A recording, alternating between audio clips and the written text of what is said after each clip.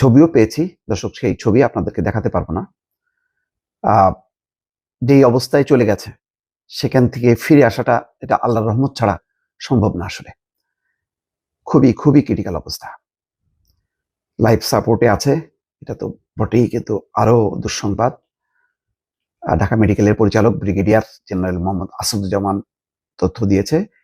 তিনি বলছেন হাতির অবস্থা ক্রিটিক্যাল, আশঙ্কাজনক, তাকে লাইফ সাপোর্টে দেওয়া হয়েছে। দর্শক, ডাক্তারদের বক্তব্যের বাইরে আমি নিজে কোনো বক্তব্য দিতে চাই না। বরাবর সাংবাদিকতার এই এথিক্সটা আমি মেনে চলি, যার জন্য আমি আগাম এমন কোনো কথা বলবো না, বক্তব্য বলবো না যেটা নীতির বাইরে। সুতরাং আমি নীতি মেনে যেটুকু আপনাদেরকে বলতে পারি, ওসমান হাদি ভালো নেই, অবস্থা খুবই খারাপ, খুবই খারাপ।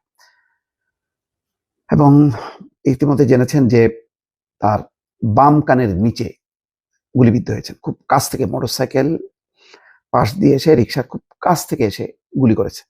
এমন একটা স্পর্শকাতর জায়গায় গুলি হয়েছে, এটা খুবই প্রশিক্ষিত।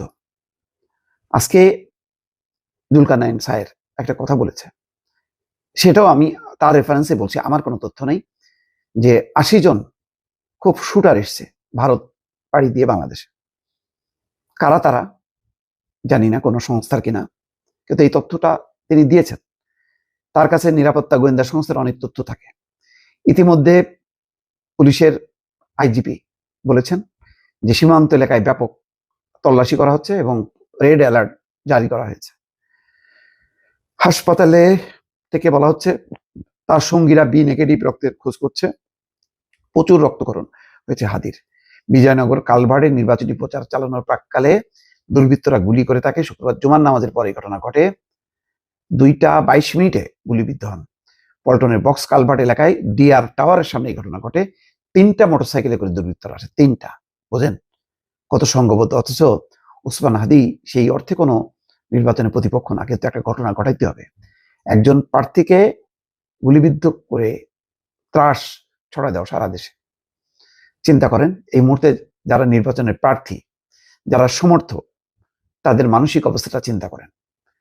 তারা কি পারবে এখন এইরকম ঘটনার পর মানে মুক্তভাবে বিচরণ করতে, মুক্তভাবে গণসংযোগ চালাতে? যেটা বলা হচ্ছে ইতিহাসের শ্রেষ্ঠ নাকি নির্বাচন হবে, খুবই উৎসব মুখর পরিবেশ থাকবে। আতঙ্ক গ্রাস করছে বাংলাদেশকে নির্বাচনকে ঘিরে। কি হয় কি হয়।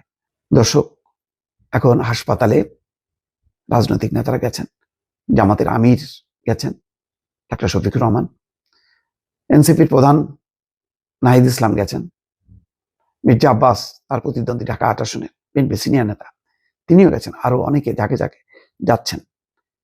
এখন হাদি যে অবস্থায় গেছে, যদি ফিরে আসে, এটা একটা মিরাকল ঘটনা হবে। দর্শক, শুধু এইটুকু বলতে পারি।